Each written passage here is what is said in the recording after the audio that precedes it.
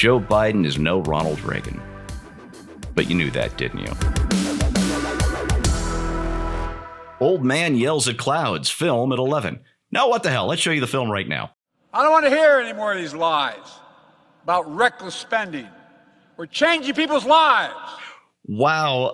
Gentlemen, I stand corrected. Last week I did that right angle segment on maybe Joe Biden just doesn't care anymore. He seems to have lost interest. But man, he's angry, isn't he? And he's angry at us. He's angry at the American people for not appreciating the great job he's done as president and steward of this multi-trillion-dollar economy. So, Bill, let me go to you first. With 71%, at least according to the latest Rasmussen numbers, 71% of voters think that the nation is headed down the wrong track. Do you think maybe this is the wrong time for Joe Biden to be bragging about all his accomplishments? I've got a couple things that this clip one surprised me, the other one didn't. The thing that surprised me was how energetic Joe was. I haven't seen him that energetic. I think they probably hooked him up to the wall supply and clipped a couple of alligator clips to his ankles and got a pretty high energy performance out of him. And so my first question, Steve, is why do you get that kind of energy, heat, and passion from Joe Biden when he's talking to the unions and not when he's talking to the American people? It sounds to me like he knows which side his bread is buttered on in terms of who his essentially sole remaining support is. But the bigger issue is it goes to show how out of touch all of these Democrats are. They're old people, and they don't have a clue. Joe Biden genuinely believes that the people love him. It's just something wrong with the messaging. So we're going to have to improve the messaging. My segment's on the January 6th event, and they had somebody from NBC News come in and produce that. Right? Let somebody come in and produce it. So the graphics and the lighting and everything will look really, really professional. Nobody's watching it. That's kind of the point. But my point is, again and again and again, it's like they're looking for the gimmick. Like there's some kind of a magic phrase that's all of a sudden going to sell these algae cakes, and it's not coming up, Steve. You can call them Whammo Delicioso super bars, and people are still not buying these dried out algae cakes. And the part that's alarming is that he and the rest of his administration genuinely don't seem to realize how deeply unpopular they are.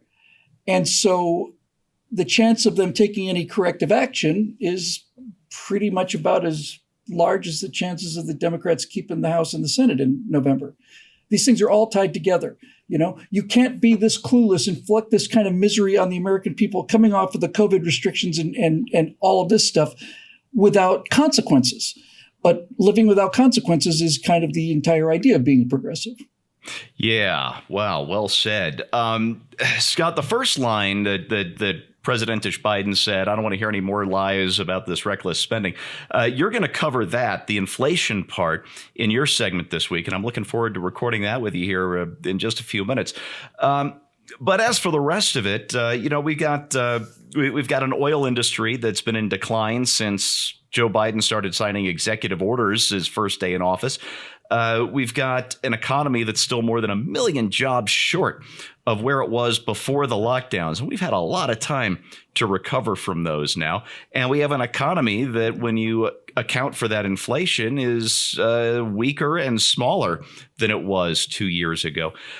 What is it, do you think, is going through the mind of this administration when it insists that all is well? I think he said more than he thought he said there. And by the way, if you replay that clip, you will notice that I don't think he actually is angry. I think in the middle of that sentence, he suddenly passed a kidney stone. You'll see that his hands just start shaking suddenly uncontrollably, like he has this spasmodic reaction to some, biological process of, passing something. I'm not sure what he passed, but I'm betting on an aneurysm. In any case, yeah, it depends on how you look at it. But anyway, I don't think he realizes how much he said there, because he said, I'm tired of these lies about reckless spending. Well, first of all, Mr. President, if you run to be president of the United States and somebody doesn't say stuff about you that's not true, then you're not president of the United States. So let's assume somebody is lying about you. That's part of the job. If you can't take it, don't run for an office like that, and certainly don't run for re-election. So stop it with that. The lies about reckless spending versus we're changing people's lives. I think you can search the U.S. Constitution in vain to find some sort of indication that government was established in order to change people's lives. And we don't want our lives to be changed by government. Our job is to change our lives. That's our responsibility. And the more government meddles in that, the less possible it is for us to change our lives in ways that we favor versus the ways that are kind of happening secondhand to us as a result of, let's not say reckless, let's just say government spending. And lots of it, and things that people don't even know where the money's going for. I'm not saying that's reckless, but it might be reckless. So anyway, it just, he exactly reverses what the whole constitutional role is. You know, spending is your purview, Mr. President. Changing my life is not. Can I just add something to that, Please. Steve? Because it's important, it's important that you give the opposition credit when credit is due. And the Democrats have in fact been changing people's lives and dramatically. If you were to take a look at Baltimore, St. Louis, Chicago, Atlanta, any of these cities back 50, 60, 70 years ago when Republicans were last running the place, they were functioning, civil, clean, relatively crime-free. But in the 50 years of handouts that we've seen and the government just giving people money like Joe Biden is crowing about there, they've changed a lot of lives. They've changed millions and millions and millions of lives. Millions of people have been moved into dependency. Millions more have been moved into anger, resentment, despair, envy, laziness, and on and on and on. So yes, he is in fact changing people's lives. And the evidence out there is pretty clear for those who want to look at it. Yeah, I'm 53 years old, which means my first political memories, and I was raised by a fairly political family, my first political memories were the last couple of years of the Carter administration and malaise and inflation and the misery index and all that good stuff. And then, of course, the changeover that began in January of 1981 when Ronald Reagan was sworn in. And Reagan and the then Fed chief, Paul Volcker, engineered a recession. Now, you might say, the Fed is independent, blah, blah, blah. It does whatever it wants. But that's not really true.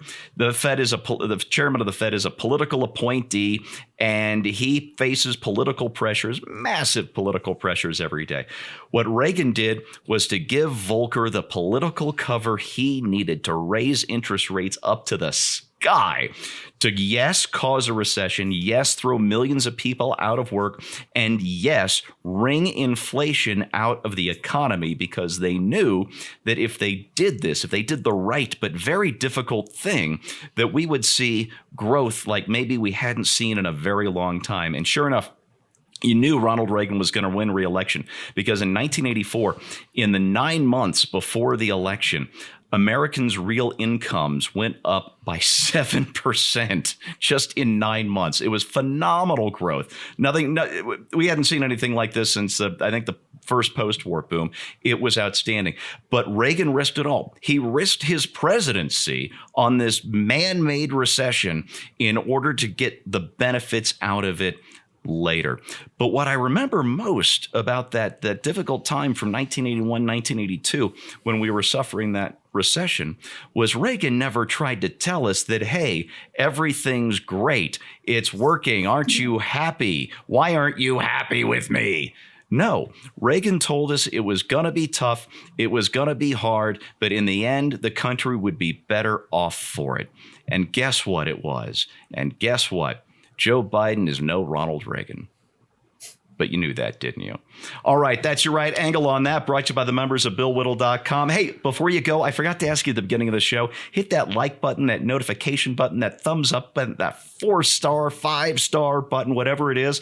It really helps us. And if you're not a member of BillWhittle.com, why don't you become one today? We'd love to have you on board. We'd sure appreciate your support. Thanks so much for watching. We'll see you next time.